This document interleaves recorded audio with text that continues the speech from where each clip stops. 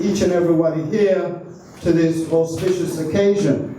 And I think that I am going to exercise some artistic liberties, if you like, and move a couple of items around, because we're going to hear from the whole lights, and we're going to hear some drumming. But before, I want to give them time to get ready and to compose themselves, to give us some delightful coming and drumming. But what I'm going to do is I'm going to ask our special guest presenter, not only the one and only Professor Rupert Lewis, renowned Garveyite and academic, and also activist in his own right, to come towards the podium, because we're going to hear from Professor Rupert Lewis first, and then we're going to have the Kumina presentation.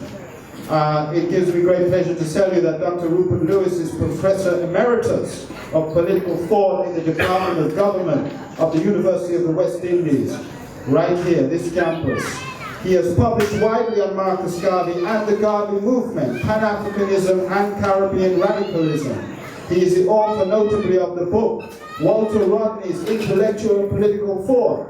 He has co-edited with the late Fitzbaptiste, George Padmore, Pan-African Revolutionary. He is editor of Caribbean Political Activism, Essays in Honor of Richard Hart. He is presently working on a collection of Marcus Garvey's writings on Jamaica, with several projects underway. He's written numerous books, 2 books on Garvey, notably. He serves on the editorial boards of Jamaica Journal and Caribbean Quarterly. He is chairman of the Friends of Liberty Hall and has served as the deputy chairman of the Institute of Jamaica.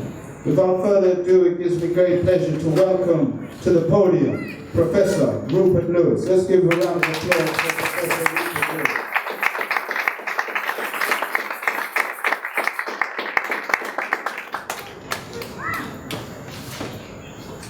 Thank you very much, Michael, and good evening, everybody. Glad to see you here, and blessings to everybody. Leonard Howell, 1898 to 1981. We have in recent years seen the revival of popular and scholarly interest in Leonard Howell, and for the academic revival, we must thank the editors of this volume. Let me congratulate Dr. Clinton Hutton, Michael Barnett, Dave Dunphy, Jelani Nair, the editors, and the other contributors for this comprehensive volume on Leonard Howell. I must single out Clinton Hutton for his artistic contribution to the cover and his artistic reimagining of Howell. Clinton is now a trinity, as he has become an accomplished painter, photographer, and author, having recently published Color for Color, Skin for Skin, Marching with the Ancestral Spirits into War Oak at Morant Bay. Clinton is also one of our leading public intellectuals and has many more books in the making, not to speak of his paintings and prolific photography. This new book, preceded by the publication of Robert Hill's Leonard P. Howell and Millenarian Visions in Early Rastafarianism in Jamaica Journal in 1983, and Helen Lee's The First Rasta, appearing in English in 2003, originally published in France. These publications have helped to move Howell from the footnotes of scholarships on the movement of Rastafari, of which he was a foundation builder. In recent years, there has been a significant increase in ethnographical and sociological work on Rastafari, hinted at in Louis Moiston's essay, and a massive increase in the global popularity and profile of Bob Marley and his children. There have been hundreds of books and thousands of articles on the man who borrowed Howell's moniker and called himself the Gun. Jamaica's cultural revolution of the 1960s and 1970s was shaped in large measure by Rastafari philosophy, popular music, and radical politics emerging out of Black Power and later democratic socialism. During the decades of the 1960s and 1970s, Howell's stature appeared to be diminished as the younger generation of dreadlocks Rastafari took center stage. Howell's life covers the transitional period from the British colonial years to political independence and after. But his fate was a dreadful one in both eras due to his beliefs, his enterprise at Pinnacle, especially his growing of marijuana. Rastafari in the 1930s to 1950s was on the margins of Jamaican society, and it takes an imaginative historical leap to understand what it meant for someone to proclaim Selassie is God in a society where the images of Christ was white and the British sovereign was also white, and both were regarded as holy and obeisance to them ritualized in churches and schools on Empire Day. For those who don't know, Empire Day was the day that all schools celebrated the sovereign and sang the British national anthem and lined up and did a whole host of rituals. This is a path-breaking collection of research papers and speeches on Leonard Howell and the emergence of Rastafari in Jamaica. Leonard Howell attacked British colonialism at its ideological core of racial subordination, challenging the loyalty of the African Jamaican subjects to the kings and queens of Britain. This control over the minds of the African Jamaican subjects gave legitimacy to imperial rule and colonialism. Howell, however, delegitimized the British king and claimed Emperor Haile Selassie instead. And he called on African descendants to see themselves in the image of God. Leonard Howell paid a price for his militancy through imprisonment, being locked up in the lunatic asylum. He had his property seized and was beaten up many times. The Leonard Howell story is an essential part of the social diversity of the anti-colonial movement in Jamaica, as his movement drew heavily from the peasantry, artisans, and farmers. And this collection, which examines the archives and oral sources, enables us to see why this is so.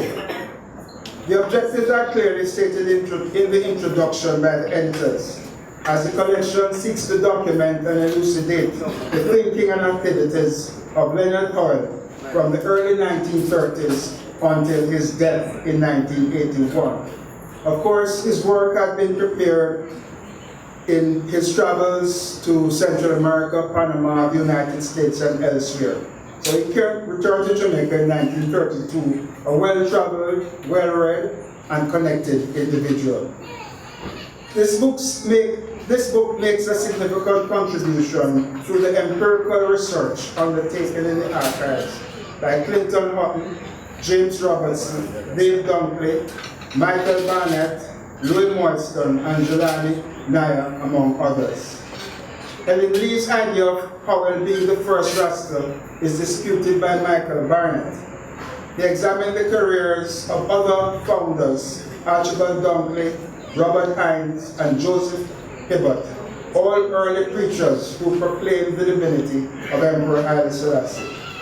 He also identifies David and Annie Harvey, who returned to Jamaica in 1930, 2 years before Howell's return, and started selling images of the Ethiopian emperor. What seems clear from Barnett's chapter and other sociological literature is that a small number of preachers arrived at the view that Emperor Haile Selassie was divine, but an even larger number of persons assessed that the coronation of Rastafari was a significant global event.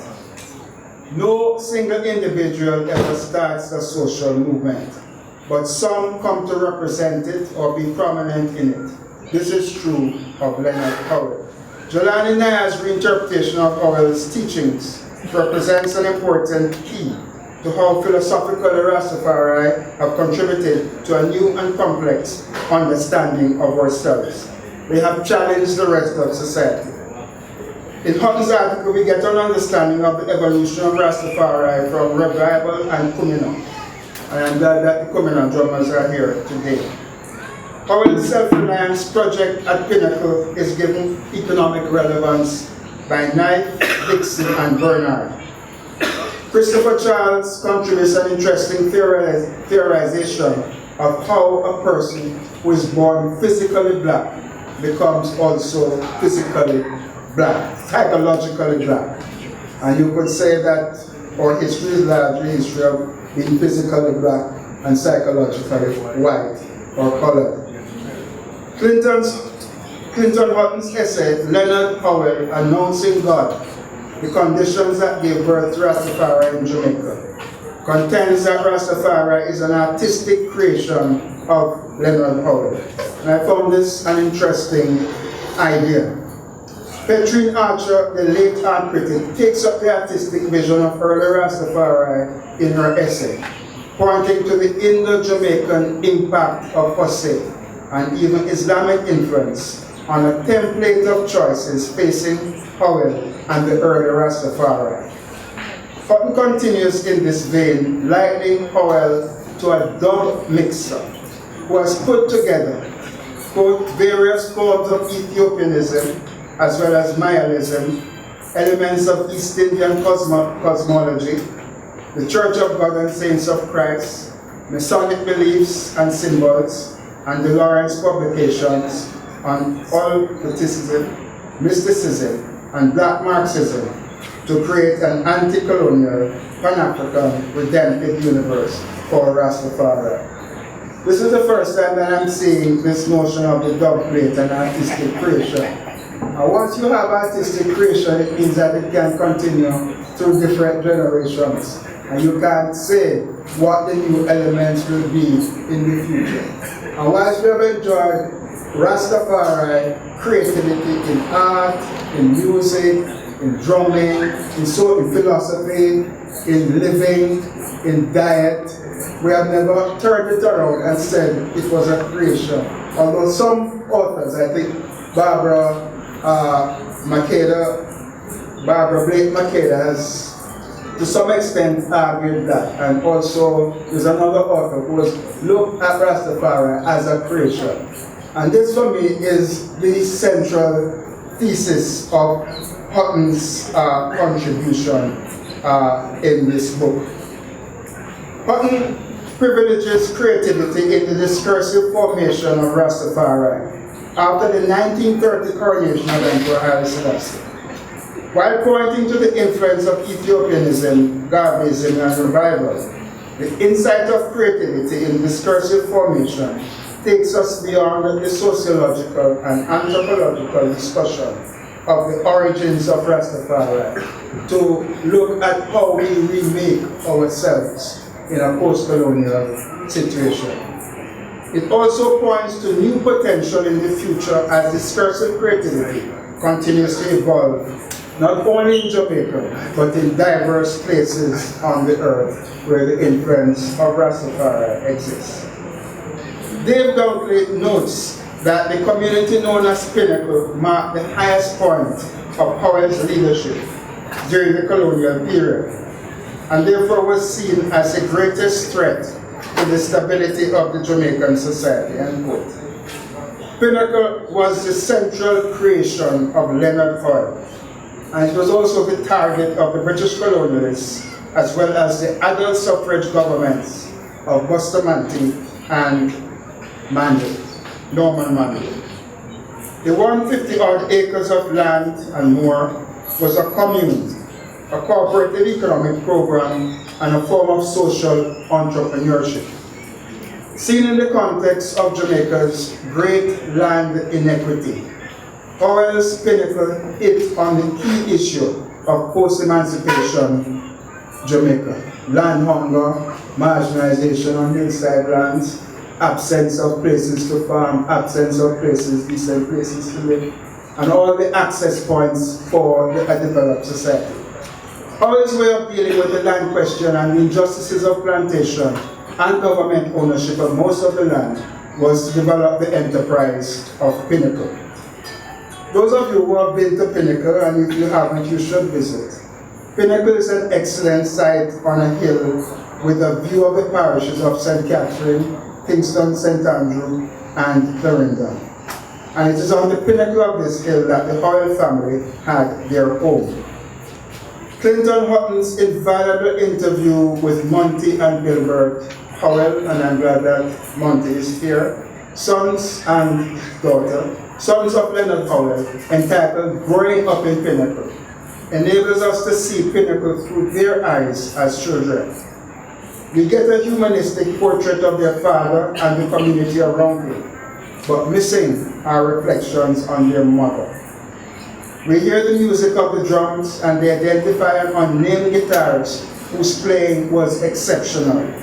That memory has stuck with them like no other. We get an idea that many of the colors came from St. Thomas, hence the coming of drums. Others from Clarendon brought the borough. Monty and Gilbert estimated that some 3,000 people were living at Pinnacle. Others say 5,000. Some were skilled tailors, carpenters, bricklayers, and stonecutters who went out to work or worked inside Pinnacle. There were many cows, goats, donkeys, mules, horses, food crops such as cassava, yams, peas, beans, and vegetables, and few trees such as mangoes. And of course, marijuana was cultivated. And this provided the pretext for the raids on Pinnacle by the police, as growing the plant and trading in it was illegal. We also hear their criticism, that is Monty and Gilbert, of the inadequate provision for education at Pinnacle. Miguel Lorne argues that Leonard Howell was the most persecuted Rasta. Evidence of this abounds in his essay as well as in James Robertson's. Howell was tried and imprisoned on sedition. He was placed in the mental asylum at Bellevue. He was deprived of his property at Pinnacle, and he was physically beaten many times and a few months before he died in 1981. The government selected after the suffrage in 1944 treated Howell in the same way as the British. The text of Bustamante's 1939 letter on Howell to the British colonial secretary is instructive as he wrote, and I quote, "Serious trouble is brewing at Port Morant in St. Thomas, owing to the mischievousness of a man whose name is Howell, leader of this terrible thing that is called Rastafari. It seems to me that the only right and proper place for this man is the asylum. I think he's the greatest danger that exists in this country today, and I believe the police can confirm this." And I heard Monty interviewed by Clinton yesterday, stressing the importance that it's not only the British who were hostile to Howell, but large numbers of ordinary people. And this is something for us to think about. Very negative stereotyping of Rastafari continued in Bustamante's thinking, and that of large numbers of people from all social classes, and helped to shape policy 24 years later during the Coral Gardens repression when Bustamante was then Prime Minister. Some of this thinking is also evident in Norman Manley and is referenced in Helen Lee's biography of Howell. What seemed to have changed Manley's attitude was in the famous 1960 report, which was done by M.G. Smith, Rex Centerford, and F.R. O'Shea. James Robertson, that vagabond George Stuart of England, describes Howell's critique of the King of England and colonial authorities, the police, the courts, and the churches.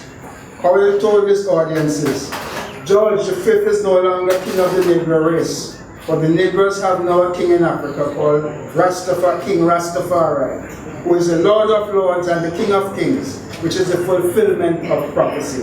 And he preached that God was not a spirit in the heaven. We cannot see, but you are God, and every one of you is God. Robertson's essay documents that persecution of Howell, the raids on Pinnacle, and his imprisonment. and he uses police records to highlight the recurrent themes in Howell's speeches. This focused on the illegitimacy of the British king and the illegitimacy of Rastafari. And in fact, Howell repeatedly states that when called upon to sing the British national anthem, the king to which he was referring was not the British king, but the Ethiopian king.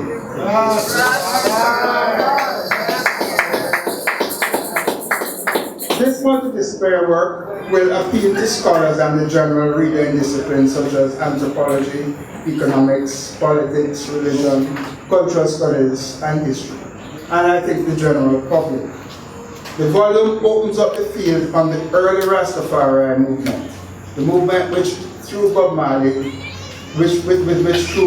lived his life and created his music. To what extent, I ask myself, do we have a composite picture of the man Leonard Howell? In my view, that portrait still needs fleshing out at the level of Howell's biography in the context of Jamaica's social, cultural, and political evolution. While it is very important to reclaim Pinnacle as a symbolic site in the emergence of Rastafari, it is equally important to address the squatting of nearly 1 million people and to rethink land tenure in Jamaica in the 21st century. Howell, as we know, was also a healer and a social entrepreneur. So his example needs to be followed in circumstances today that are more favorable to what he attempted.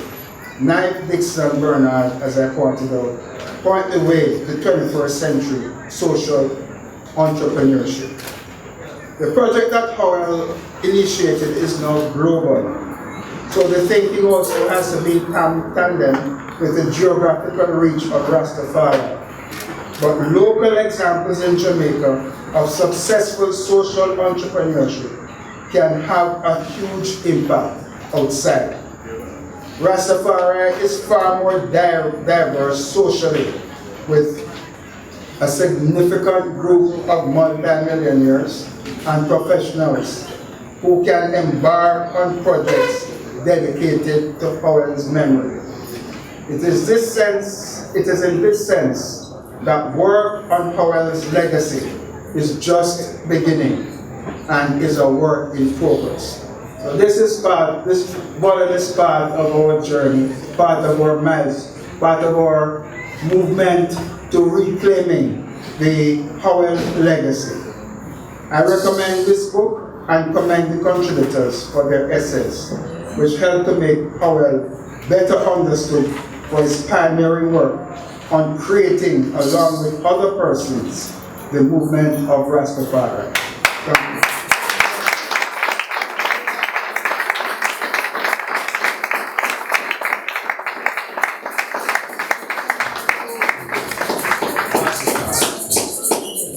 Yes, give thanks, Rupert. Let's give Professor Rupert Lewis another round of applause. I think a very insightful synopsis of the chapters that are part of this book, this magnus opus that is entitled Leonard Percival Howell and the Genesis of Rastafari.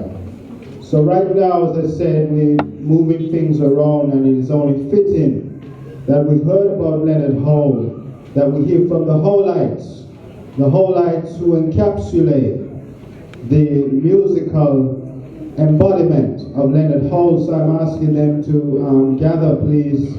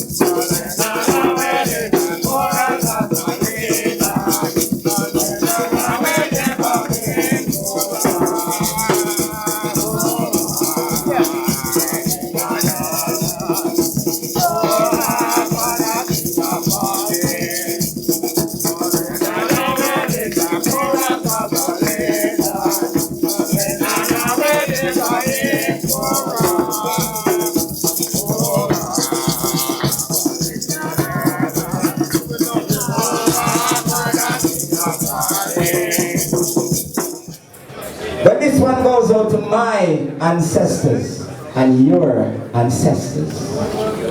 Listen. African inventors and their invention. To know about them we need information. African inventors and their invention. When I listen to the informative history man. African make paper, chess and alphabet. Father of medicine, the great emotive. African we are the civilization. Aeroplane propeller invented by James Adam. Black people know yourself and try stand up firm. Biscuit cutter made by APS burn. Make me say the and the moon are support dead. LC Bailey invent the folding bed. Watch it big tree and you get a small axe. E.G. Beckett invent the letterbox. Fit your physical fit. L.F. Brown invent the Asbright Gobbit. Enough of them a wrinkle and then another school. Oscar E. Brown invent the shoe. Babylon create the sickness, but we have the cure.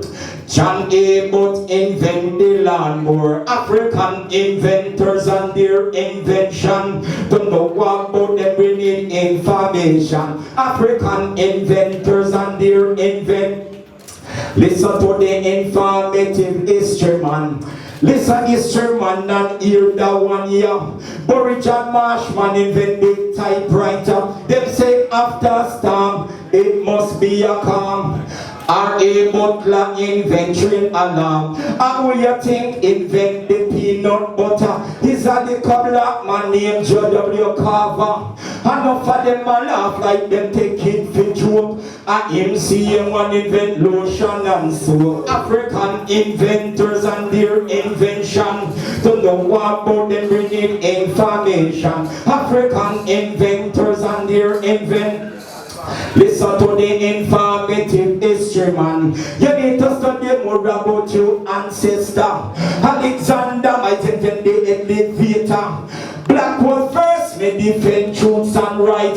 Garrett Morgan invent the stoplight. Ancient Abyssinia, that is my own. Henry Sampson idea invent cellular phone. House abundant people run come here.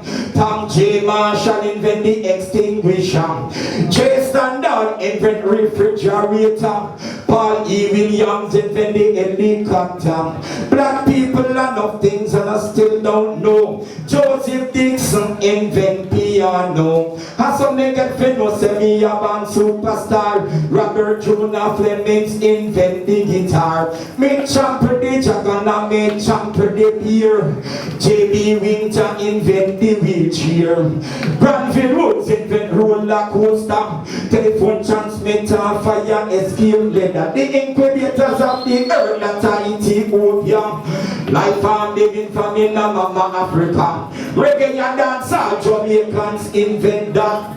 DJ Cooler him invent hip hop. And him see him one of they found that rap. So how come some people still run the chat? Frederick M. Jones on of you please remember this. And him invent the automatic gear shift.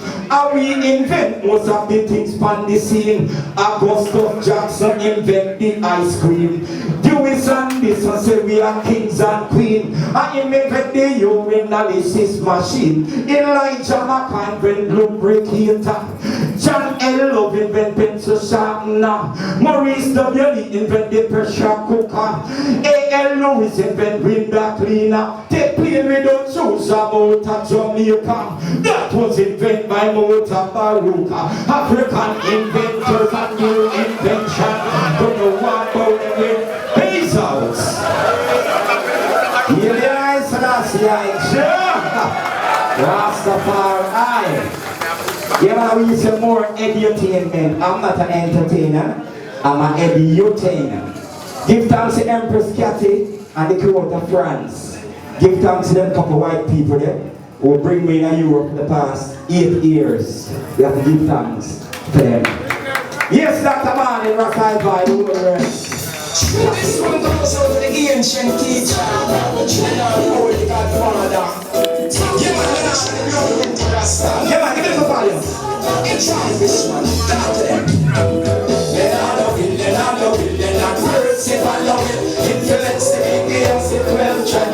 Leonard will, Leonard Percival will.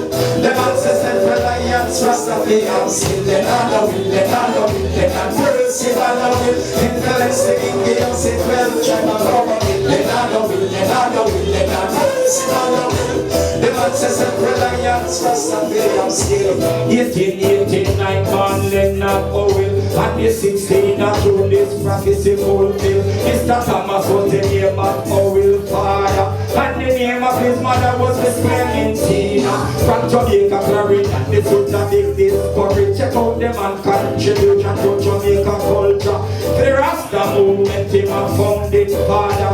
Big up Leonard Howell, the ancient nation. Leonard Percival will influence the Indians, the 12 tribe of Leonard Percival will. The man says self-reliance, Rastafari still. Mr. Howell make a travel go to New York City. At the time he was a youth who just past 20. When him reach New York, he find an intensity. He never know that they're going to New York City. Big and serious racism, social oppression, personal encounter of the make a decision to fight against racial hatred, social suppression.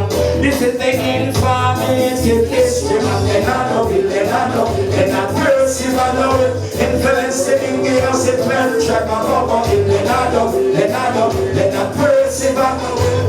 The man says self-reliance, Rastafari still. Mr. Howell message of the richest poor corner. So him started to preach right across America. Influence a lot of people from all over America, UK, Europe, and in Africa.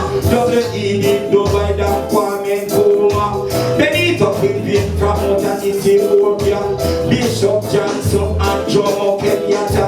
A lot more names you can check out the other. Leonard Percival will influence the Indians in 12 tribal government. Leonard Percival will. The man says self-reliance, Rastafari still. 1932 return to Jamaica with a good message. The all resident, social and economic empowerment. But the get a lot of fight on the Jamaica government. They must buy over 500 acres of land. St. Catherine's like a bill, I'm an overstand. Build a community for Rasta woman and man. Pinnacle Rasta first organization. Leonard Percival influence the Indians in 12 tribal of Leonard Percival. The man says self-reliance, Rastafari still. 1954 was the anti-sector plan. Send out police and soldier on the operation. Bundong and disrupting a good foundation. Sentence to will for 2 years on a counter-sedition. Amount of time in prison more than 51. Babylon label him as a real madman. Every time they send him to mental institution. Mr. Howell jump out in 1981. Leonard Percival will influence the Bengaos in 12 tribe and Bobo Hill. I'm gonna swim in a fat job, I'm gonna brown job, I'm gonna black, me a ballin', me a dreadlocks, me a take them coat, me a take them crack. Sit up on the rhythm and I chop, me a chop. Shoot at the bottom and base pan top. Me granny said no one and lock up. Target punch and target flap. One of the place to check your clock. One of the days you come and man up. Foreign put and Jamaica hat. Want some food just set on the pot. One of the place to check your road map. See if you rip up and check through that. Get it from back to me pass through that. Up a 10 ton and the 10 ton rock man. Other than them man that. He's out. Selassie and I enjoy being a part of the project, and the early years of Rastafari need more scholarship. They need more investigation. The more I dug into the early years, is the more I realized how much we did not know. In fact, I put something out there. When I was looking at Joseph Hibbert, and there's a picture of Joseph Hibbert as drawn by Clinton Hutton, who was a great artist, by the way. And here is this depiction of Leonard Howell on my right-hand side, on your left-hand side. Also an artistic drawing from Clinton Hutton. The other early leaders of Rastafari, being Archibald Dunkley and Robert Hines, notably wasn't able to find an image of Robert Hines. I'm still looking for an image of Robert Hines, right? And that is not a trivial thing. we should have pictures and images of all our heroes and heroes. Thank goodness we have a picture here of Leonard Howell. Thank goodness we know what he looked like. Joseph Hibbert lived to a fairly late stage in his life. And Robert Hines, unfortunately, he passed away. He transitioned in 1950. And so apart from a very few elders, not many people remember Robert Hines. But that is still a project out there. If anybody has a picture of Robert Hines, I implore you to share it with the rest of us. Yes, man. The history must be documented. Must be. Right? It is no point just being oral and then when the elders transition, it is gone. Our history is valuable. We must not be ashamed of documenting that history and memorializing it. It's very important. It's part of who we are. Other people do that. We do not do it enough. I think we value our oral testimonies and they're important, but if they are not documented, when that person transitions, they are gone. So if there's one thing I want to leave with all of you is documentation of our history is an important project, and if you're a part of that project, I say give thanks, because yes, you are contributing to our betterment and our development. Because I believe, as Garvey said, that a tree without its roots, you know. What did Garvey say? A tree without its roots withers and dies, exactly. So that's what will happen to us, my people, if we do not value our history and document it and so forth. So, right about now, I don't know if Clinton is ready to do his slide presentation. If he's not, you know, Dr. Jelani. You ready, Clinton? The elder Alvaranga, because he was in his 90s, and I checked him to describe Robert Hines so that I could do a portrait of Robert Hines. Unfortunately, he was not able to do that, and I'm still looking. I want to recreate an image of Robert Hines, and if he can be described. I know that from persons who have spoken to Barry Chevans, he's half Indian, he's mixed, East Indian. So I would like some description of Hines so I can create a portrait like I've done. Well, these are not from descriptions. That's Joseph Hibbert, and that's Howell as he looked in the 1930s. Yes. No, it's very important to understand and to appreciate. Rastafari, I would say, appreciate love. The importance of the emergence of the Rastafari movement in Jamaica, signaled by the coronation of Rastafari as Haile Selassie I in 1930. Why did the coronation have that impact on Jamaica and not that specific impact on Jamaica? Because it did have an important impact on the black world, wherever black people were. Tremendous impact. But why specifically in Jamaica? And that is what my essay of Leonard Howell, Announcing God, the condition that led to the creation of Rastafari in Jamaica. Human beings in all cultures have expressed in their aspirations, in their hopes, the highest expression of their images, the highest expression of their thoughts and their humanity and what they hope to achieve in God. whoever they deem God to be. The history of enslavement and colonialism in Jamaica sought to impose a God on black people.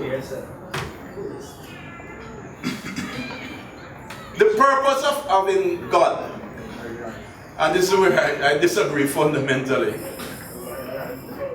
with Marx as the opiate of the people. Certainly, in the context of Africans under enslavement and colonialism, it was the opposite. And the thing about Rastafari is that it advocated salvation not as something in the sky, but as something to happen on earth. And you can hear it in some of the songs. Some people say, great God shall come from the sky. That's one of them. And Jimmy Cliff, they told us that there's a pie up in the sky waiting for us to die. Waiting for you when you die. But between now and when you die, they never seem to hear your cry. But as sure as the sun is shining, I'm going to get my share of what's mine.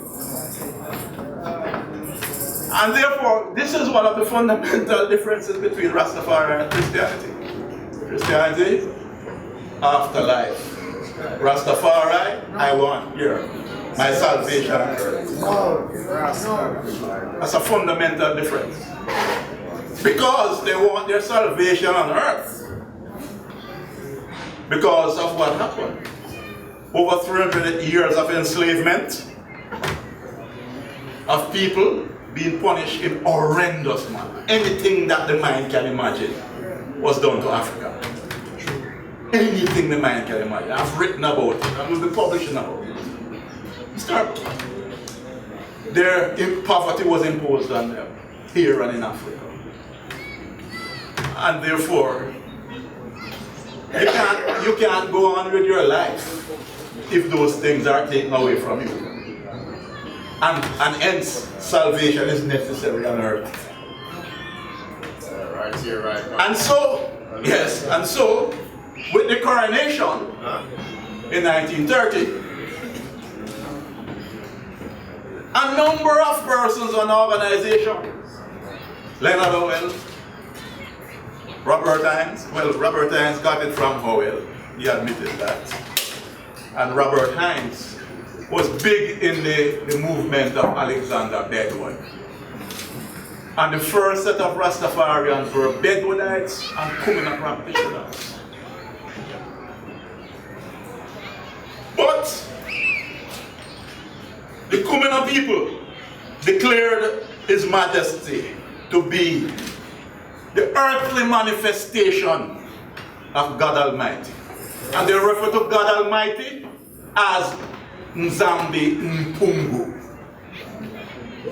And they still refer to God Almighty in St. Thomas as that. As he was referred to in Haiti, the same name, Mbumba, God of creation.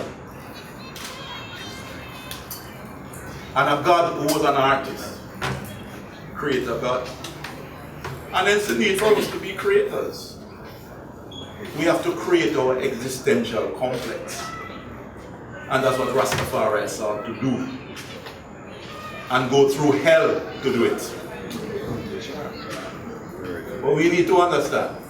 And you also need to understand why people like Nettleford said, all of us have Rasta in us. True. Right? Now, in St. Elizabeth, brother man who came to Kingston in 1944, 17 years old. So I said to him in an interview, he was 83. So when did you become Rasta? He said he was Rasta when he left St. Elizabeth. I said, no, the history can't suggest that. He said yes. Because when he was 7 years old in 1930, when His Majesty was crowned, his Poco Church declared him Almighty God. Rastafari. In St. Elizabeth in 1930. So, we see again that tradition. In Jamaica, this spot, this place. But guess what? In Jamaica, as in many other Caribbean territories, and in South America, and to some extent in the United States, enslaved Africans regularly became God or gods and ancestors through possession rituals. So there was a tradition of that in Jamaica. But what in Jamaica that made that tradition come to life with the coronation of His Majesty? The Garveyite movement and the work of Marcus Garvey. Marcus Garvey was the best known African, highly revered around the world. And then suddenly, a black man became king of a nation in Africa that was not enslaved, that was still sovereign. And black people immediately put him above Garvey as God. So Garvey was a measurement for the position of His Majesty. That's very important, right? And so, people call Rastafari delusional. Could you run the slides? Just run them. I have a set of slides.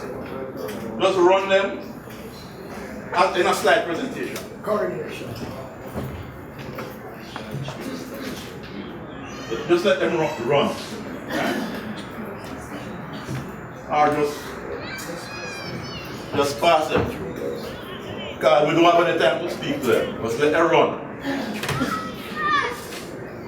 And this is the legacy, the beginnings, the genesis and the legacy of Rastafari in Jamaica. Right? So, you know, in 1921, there was a mass arrest of Alexander Bedward from down there. Arrested, they ganged them up down there on their way to Halfway Tree, colonial police. And they arrested scores of them. And in a trial in 1921, one of the persons who was being tried referred to his leader, Alexander Bedward, as "my lord." And the judge immediately sent him for psychiatric evaluation. Because he said, referred to his leader as his lord. Because only white people are lord. You see. And that is the importance of when people place an authority of their image as their supreme. That's the importance of it. Alright? So this is not science, it's culture. It's the basis for the pyramids and all of those sciences that emerged out of ancient Egypt. Not the other way around. The science in Egypt came out of religion in Egypt, out of Egyptian religion, out of Egyptian culture. The pyramids. And you have to know science in order to build pyramids. And you have to go beyond science and know precise science, not just theoretical science, precise science in calculation in order to build that scientists can't explain. No, to build those. Right? So there's, for me, no contradiction between science and religion, because science actually came out of religious practices. It was the monks in Europe that developed science in Europe. European science. Right? So, what His Majesty affirmed in the people is the basis for them to have enduring faith in themselves. And faith is important to resist colonialism and to cope with it and to struggle against it. It's very important to understand that. So, Howell, like the others, passed through hell. They drove him out of St. Thomas, because St. Thomas is really where the movement started. And there's a direct connection with Howell, the Rastafari movement, and Bogle, and what happened in 1865. It's direct connection. But the police and the planters in St. Thomas, with the aid of thugs that they employed, drove them out of St. Thomas. And they went to Pinnacle. And they took, and that's why you hear the drums coming up. They took it with them. And coming up later with Borough became what you do whenever I am big. Right? That's where it's coming from. And Count Ozzy, who was a chief inventor of that, is a man from St. Thomas. Right? But St. Thomas, coming up, met St. Catherine Borough. And we have creation. Right? So creation is very important. We have to understand that we have to create our existence. We have to develop frameworks to create and recreate our existence. And nobody can do it for us. We cannot be sovereign if we can't do that. And if it is one lesson to learn from Rastafari, is that. That's an important lesson to learn.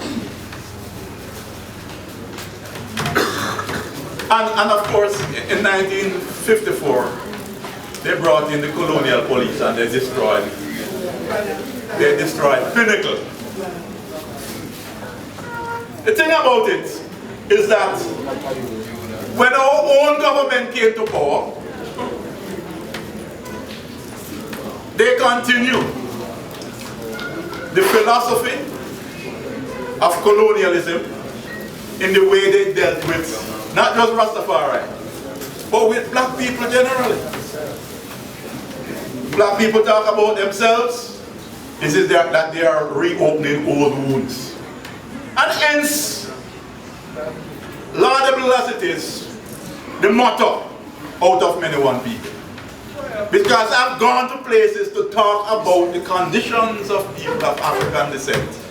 And people say, but we're out of many one people now, why are you talking about that for?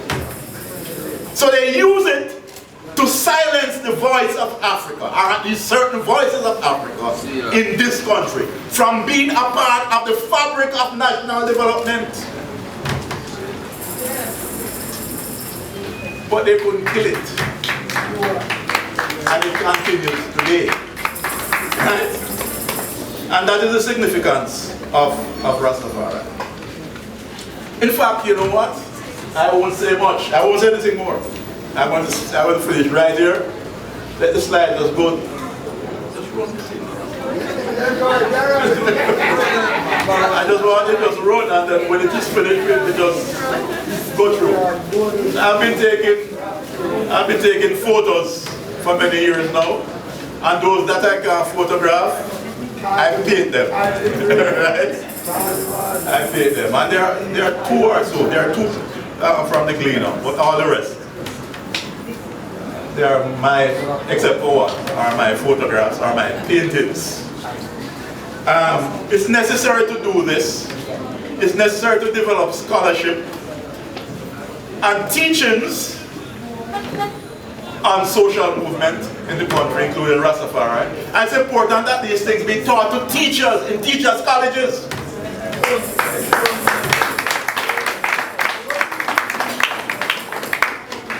Because if we don't, the teachers can be a big obstacle. They are now sending home girls especially to do things about their hair. Not those who are wearing the Remy from Bolivia and Brazil and India. They are sending home girls to do something about their hair. this is the 21st century, we must not put up with it.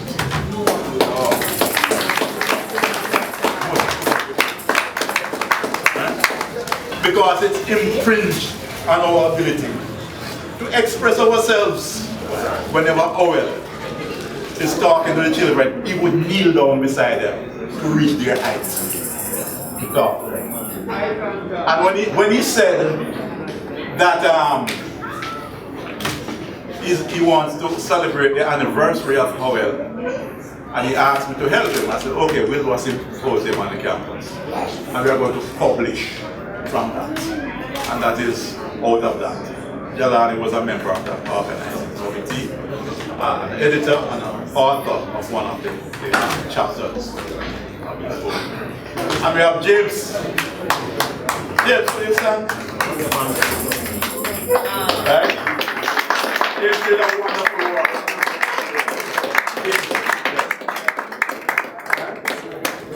So let's go on. Greetings, brothers and sisters. Good evening. Professor Rupert Lewis, Nabingi family choir, the Howellites who are here with us, brothers and sisters. It's a pleasure for me this evening to stand here to just say a few words about a project which has taken a few years, but over that time, as Clinton Hutton in the process put it, the work stewed, you know, and his metaphor then is not a bad one for what I think we've brought to you here tonight in launching this book on Leonard Howell. It's a kind of stew. I'm grateful that Clinton, you know, perhaps it's the Department of Government that has a really wonderful way of extending its range across the campus. And Clinton provided a very inviting offer to join in organizing an event which actually didn't just remain an event, but we actually did a number of Leonard Howell symposia to honor his birthday every year in June as a kind of inbuilt tradition. Again, coming out of a practice that Clinton developed in honoring a range of Jamaicans, musicians, people like the Don Drummond and others are a part of that tradition. So in a very interesting way, Clinton has shepherded a process of recognition and actualization of various invisible contributors in our own space and time. And I think that this is one of his central, consistent contributions. Well, unfortunately, Howell was one of those figures that not enough was known about, not enough published, and certainly not enough contemplation on his work. And I think in the way that we were able to draw interdisciplinary interests from across the campus, so we have psychologists, Dr. Christopher Charles, we have historian, art historian, sustainable development contributions. We have iNation providing a youthful reflection as to how it is the perception of how it is relevant. And this, in my mind, is what is described by Planner, who 20 years ago was invited here, almost 20 years ago, to pretty much help to manifest what we have been able to produce tonight, which is this new faculty of interpretation. Now, I think that this is therefore a wonderful occasion, and I have to celebrate Michael's consistent inputs in giving us this evening. This is the eve of the Battle of Adwa. This is the night that modern Ethiopia begins in the way that we know it, where the Ethiopians led by Menelik II, more or less formed a new kind of nationalism. In order for Menelik to succeed in Adwa, he had to unify the country. He had to march from north to south, enlisting male and females in order to expel the threat of Italian colonialism. Now, this is a tradition that Ethiopians understand well. His predecessor, in rallying people around him at the time of Magdala, years before, told his population, we will not allow the earth given to us by Christ himself to be removed by these demons. And it's the same kind of energizing that Menelik was able to muster in 1896. There's an excellent film by Haile Germas that looks at Adwa. For those of you who might not know it, it's in English, etc. But it gives you a fullness. He talks about Adwa as the bridge between Ethiopia and Africa.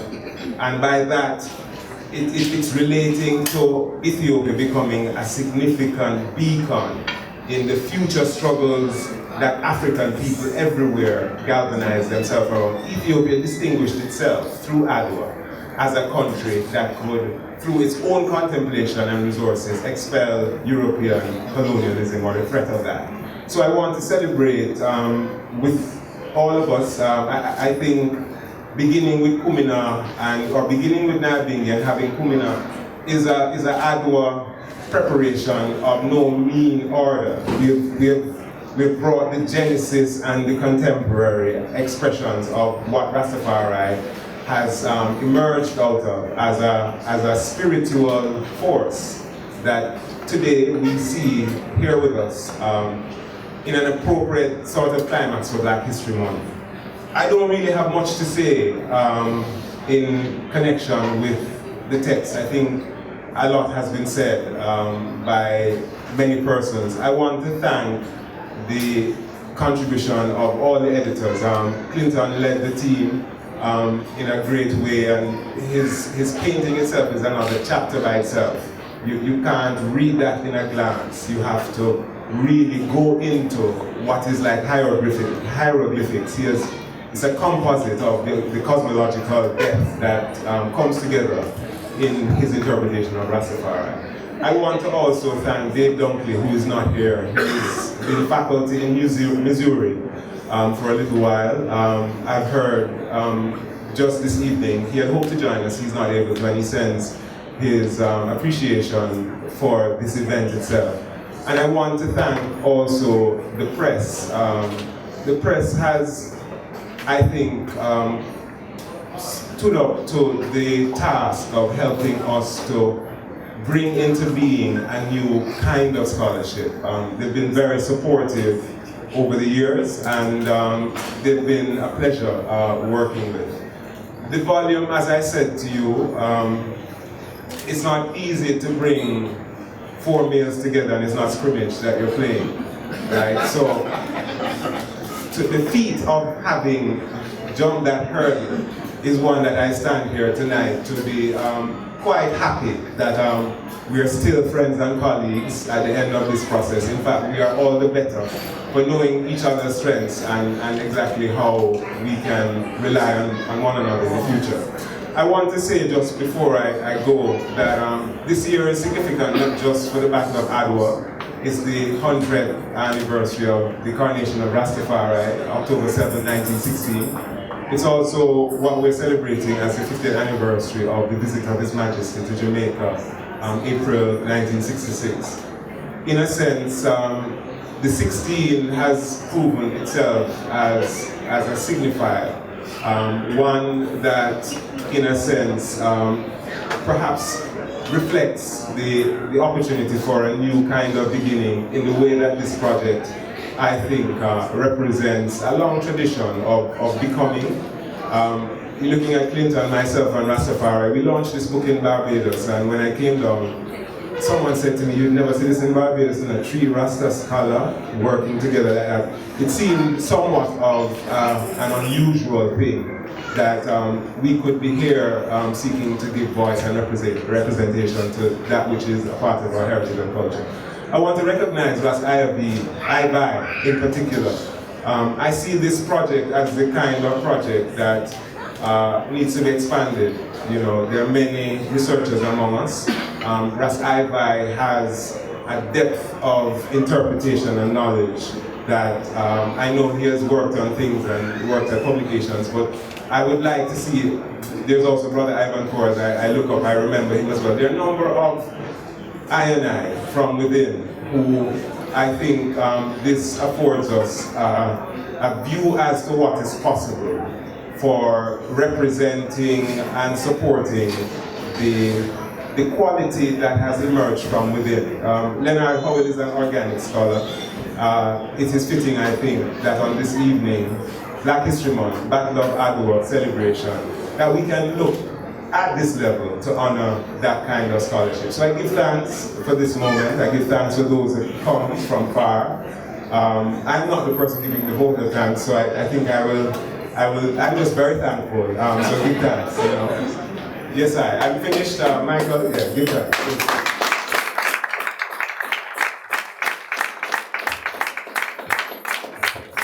Yes, good thanks, Jelani.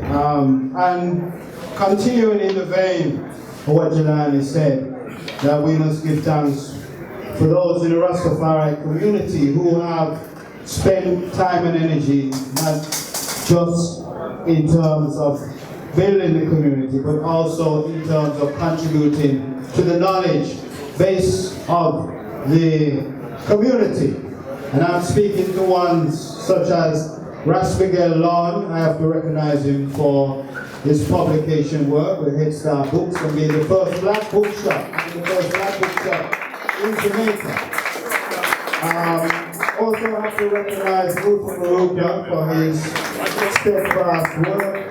Also, as Jelani said, you know, Ras Ibai in his own way is a depth of knowledge to the community, and perhaps before we get another musical rendition from Ras Ibai and the Chanters, he will probably give us a few words, choice words on his thoughts on Leonard Howell.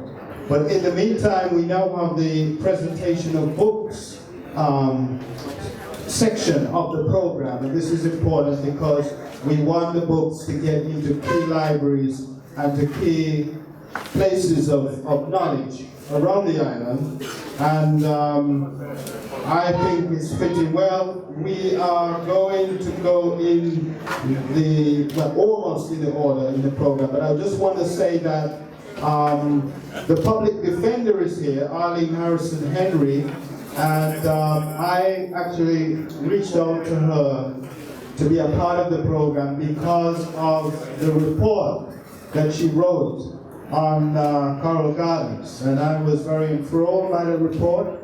I encourage everyone to try and get a copy and read it.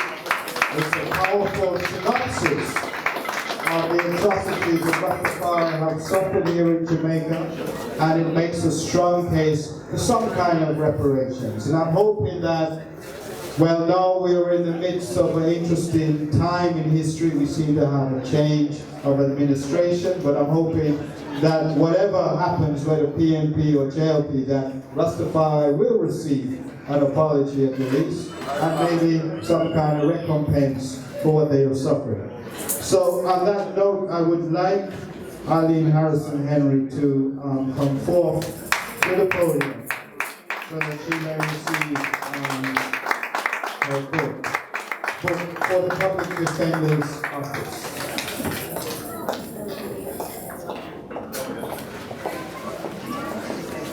Michael. Such a pleasure. All right, that way, that's beautiful.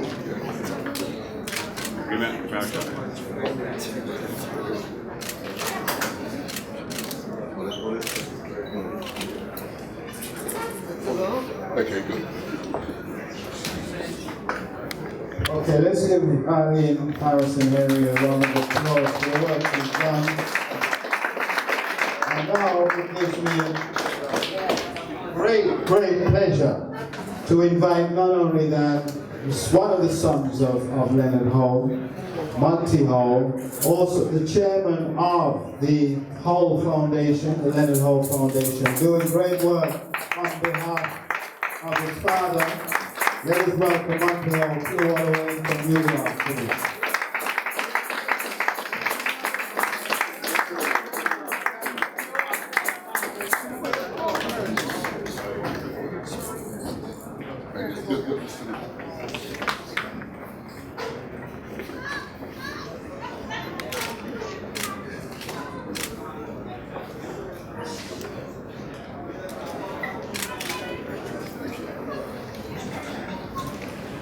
You have to sort of forgive me, I'm not a public speaker, so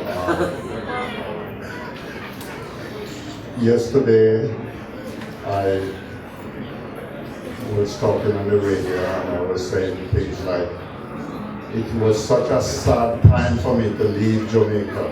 But I was arrested in 1954. I was only 14 years old at the time. My brother that was arrested with me was 12 years old because I'm 2 years older than him. And because we basically was the only two people in the house at the time, my father wasn't there, so they hung on to the both of us. This was, the charge was unlawful possession of watches because the watch we were wearing at the time, we didn't have any receipt for it. No 14-year-old receipts for anything really. But we didn't know what to do with it. At least I would know how to secure stuff like that. Anyway, we were taken to the Pantown jail, and we spent all day there. We got bail, I think 9 o'clock that night. Going to the station, passing places like Waterloo and Thompson Pen, places where I know people. It's very, very difficult to differentiate between political problem or political hostility and when you're a youth to think everything was when you're arrested, you're a criminal. I felt like a criminal. I was so embarrassed that I wanted to die. I would prefer right there and then to die and go through the embarrassment that I went through at the time. It was devastating, to say the least. Anyway, a good friend of mine was also the son of the most powerful detective, or I should say the highest ranking detective in Spanish for a long time, Master.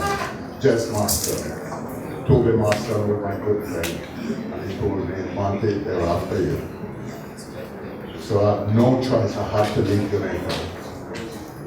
And I'm glad in a sense that I left because at the time Jamaica had nothing to offer me. It was just one embarrassment after the other.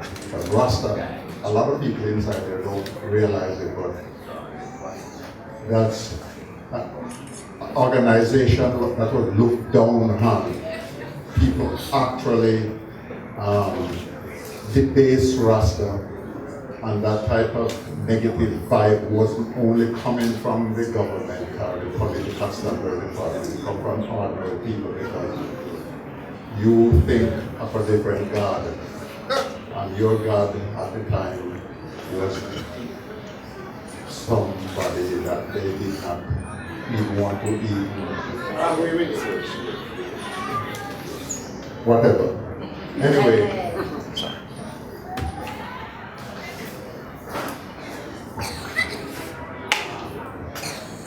As I said before,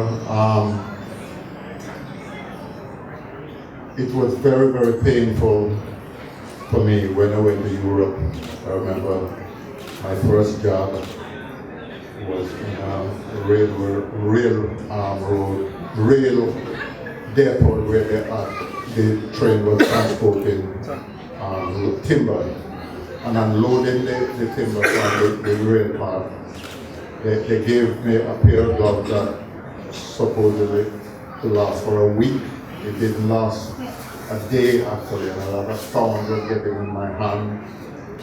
And my fingers, all of them was hurt, and the foreman was over me shouting and stuff like that.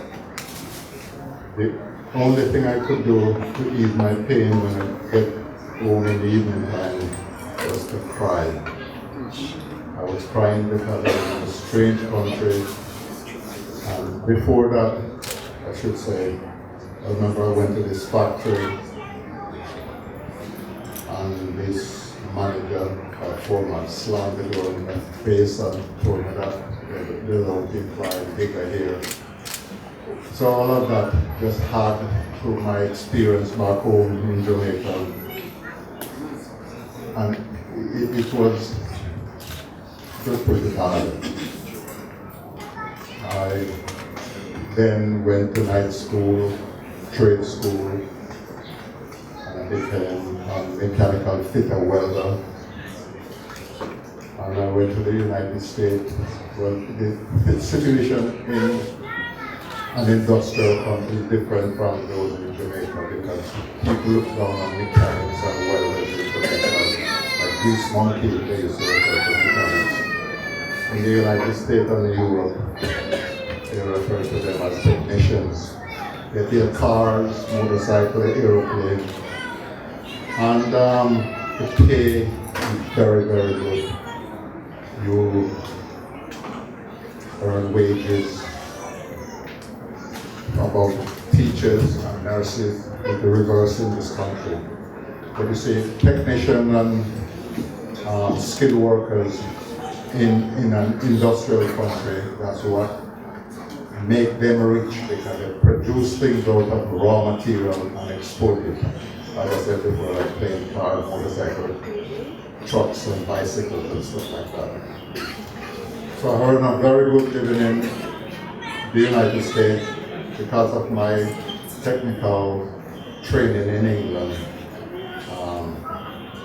I was able to become a foreman supervisor at the Navy Yard in Brooklyn. I was a supervisor for 9 years.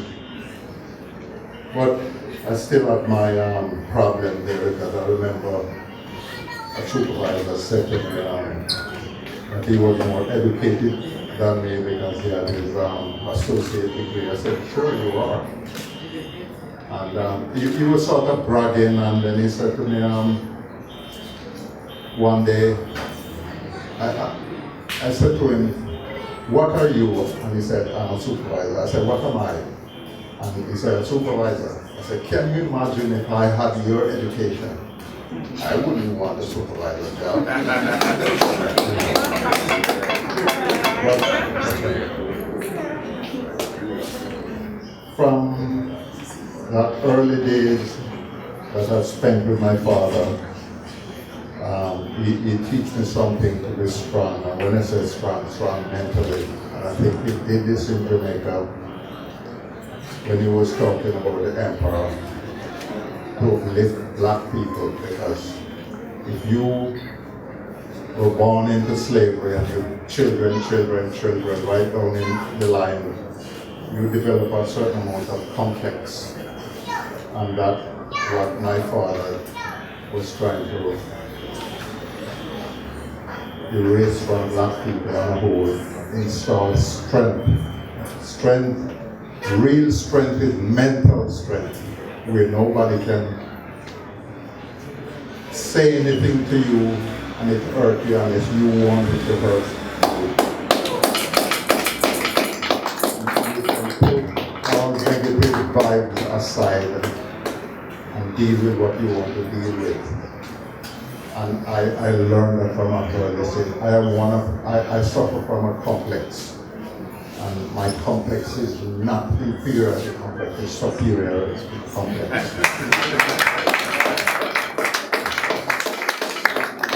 I'm a low-key person, I love everybody. Even people that hurt me, I turn around and be kind to them. I respect people, and I try to be as humble as possible. I can't hurt people or nobody unless they really try to hurt me. Probably because my my training, basically low key. I don't show up, I don't brag. I'm very, very comfortable living for myself and the 3 kids that I have with my wife. One is a lawyer, one is a police officer, Nassau County, and the other one is a physician assistant. And all 3 of them make over 6-figure salary. I myself, I was retired 10 years ago. I'm 76 years December.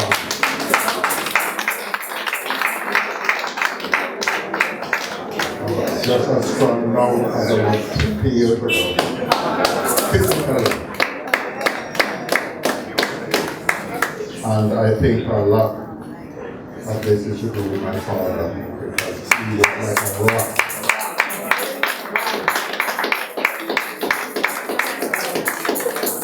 One thing I know, what he went through, I could never ever do it, because what he was up against is a system that was extremely strong.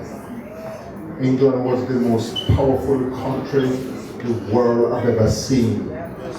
It had colonies all over the globe.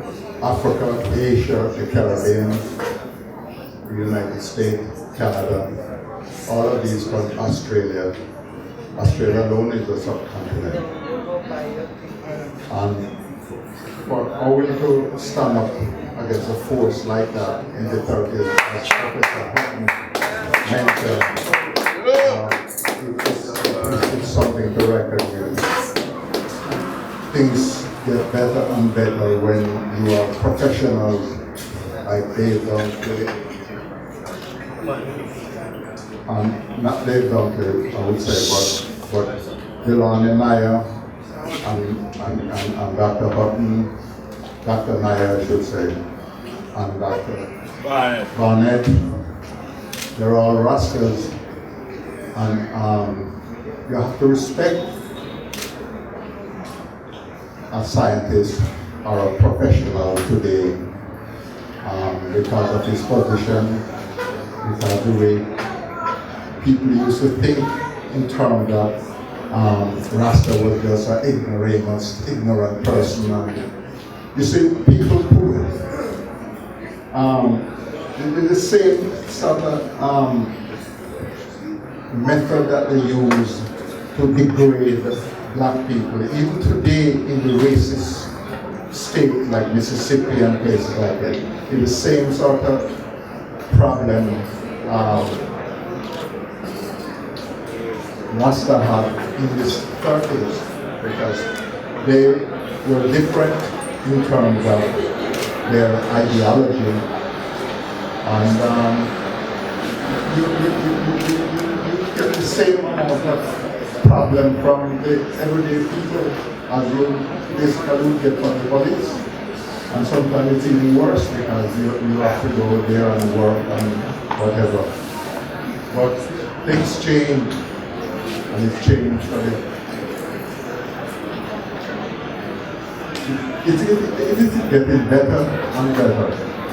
And we should do something to pressure the government to have more recognition in terms of the foundation at Pinnacle, where all this basically hatch and bloom and destroy. And this history itself, the foundation, you have to have a foundation if you want anything to build on anything, you have to have a foundation. And you cannot erase Pinnacle. Let the developer go and continue desecrating the grave sites at Pinnacle, because I was there. We have 3 grave sites at Pinnacle. We have one they call Bungo Walk, we have one they call Boat Pen, and 10 Chain. Well, the Bungo Walk is completely erased. the dynamite there, and then you bulldozer. I heard that they take the skull them and throw them and do all type of stuff in them. Anyway, it's gone. Boardwalk is gone completely. Now, Goat Pen, they're doing some excavation there, but I don't think that they intend to build any house, so you would have to dig too deep for the foundation. I think they want to put up some sort of field there, ball, what do you call it, some sort of football field or a cricket field. I don't know exactly what they're going to do, but it looks as if they want a gaming area. Now, the remains would be intact because they didn't go deep enough. 10 chains of different things. You can still see the mounds at the grave. So I hope that the government put some pressure on the developer to stop the expansion of this type of plundering and recognize this site as a heritage site. We had the Prime Minister Golden gave 6 plots, and there was an objection put in. And when I asked the person that put in the objection, he said, I put the objection because I want 50 acres. I said, this is so silly. You want 50 acres, but you object to 6 plots.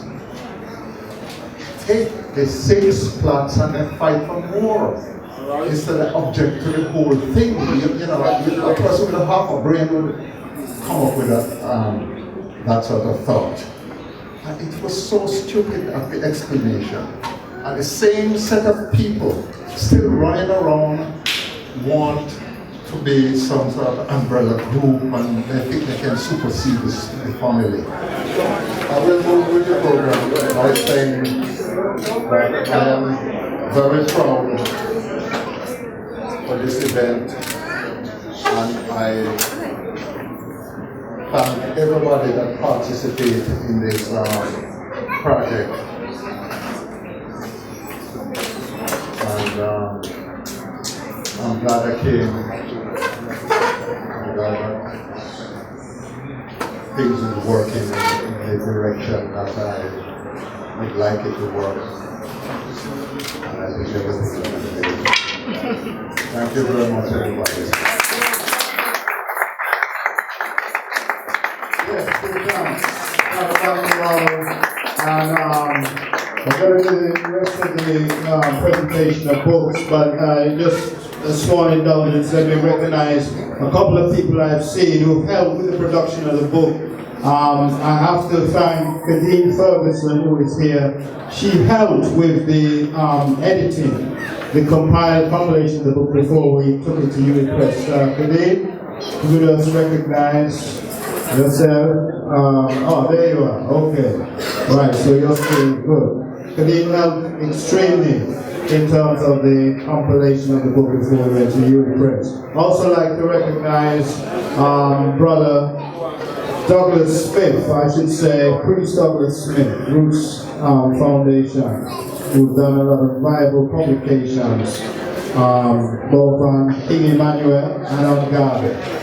Moving right along, I would like to have our next presentation for the UA Main Library. Is the librarian here? They had to leave, unfortunately. The National Library of Jamaica. Okay. Jamaica Library Service.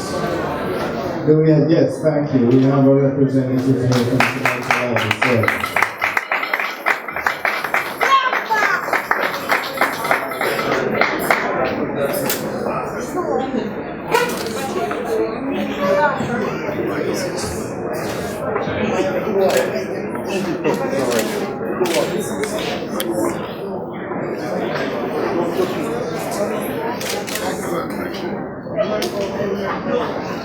Also want to call up Ras Ibai, Nyabingi Mansion of Rastafari. This is a book for the Nyabingi Mansion. And Ras Ibai, I said, has been a very strong representative of this mansion. It's a great pleasure.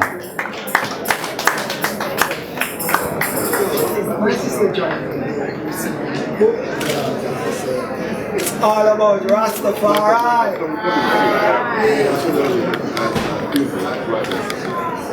The great father, Leonard P. Howell.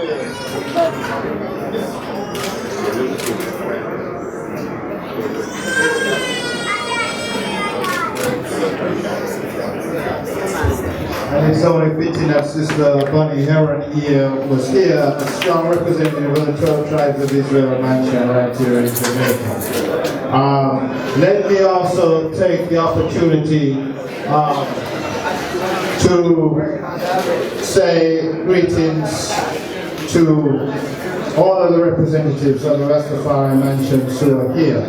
So that completes the presentation of the books.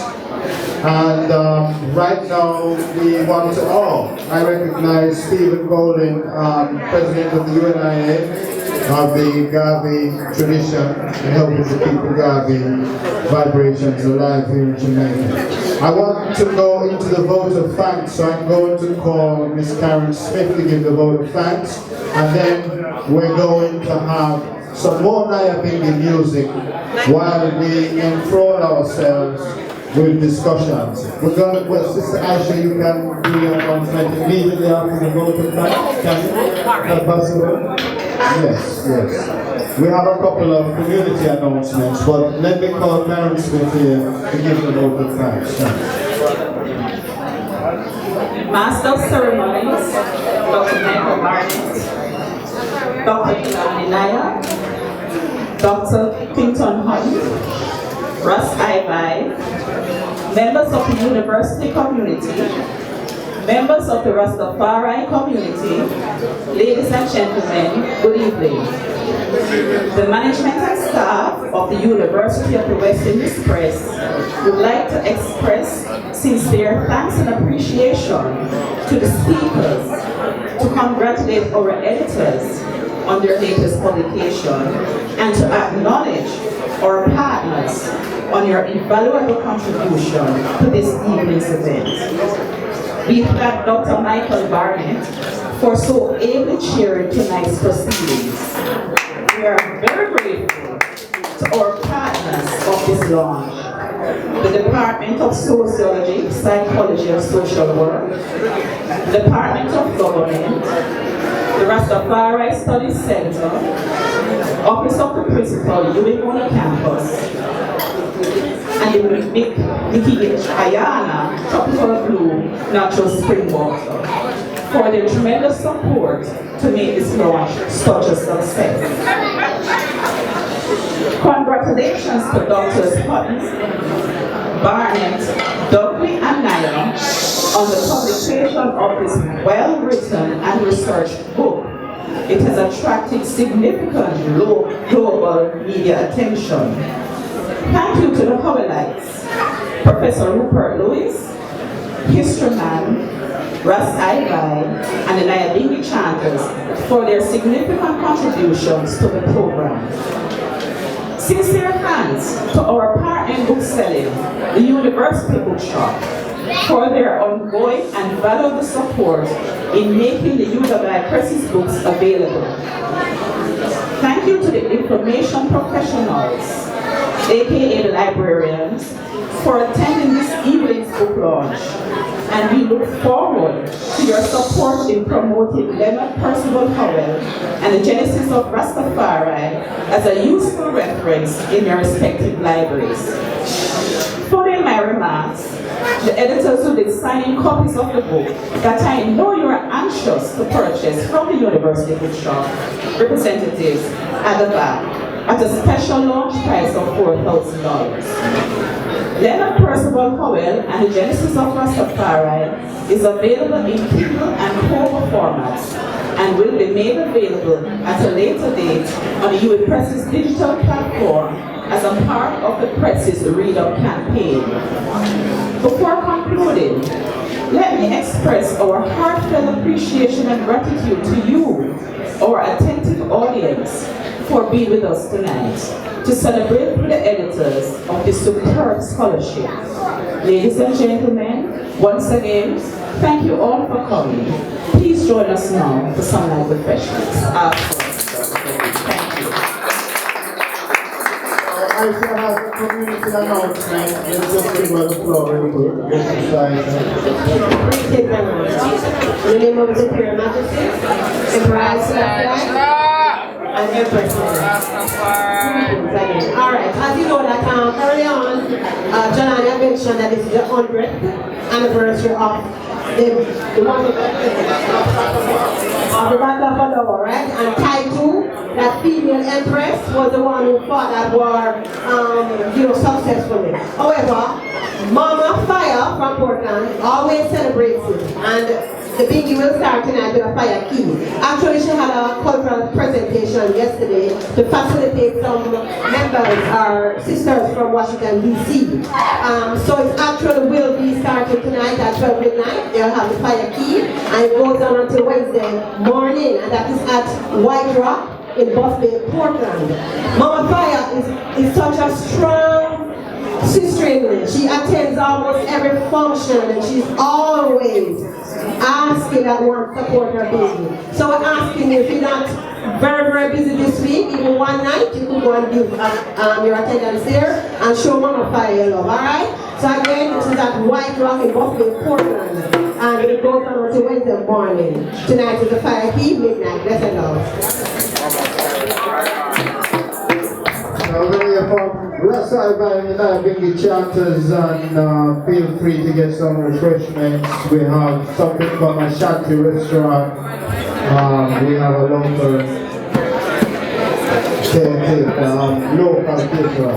Rastafari, what is the name? Yeah, we give thanks. It's the eve of the Battle of Adwa, 120th anniversary at the victory at Adwa. What a moment to launch a book of this magnitude on the eve of this significant victory. When Emperor Menelik, Empress Taitu, Rasta Kanin, Alula, and all the freedom fighters of Ethiopia came together in a serious decisive battle on the 1st of March 1896. So family, come on. Yes, Ethiopia.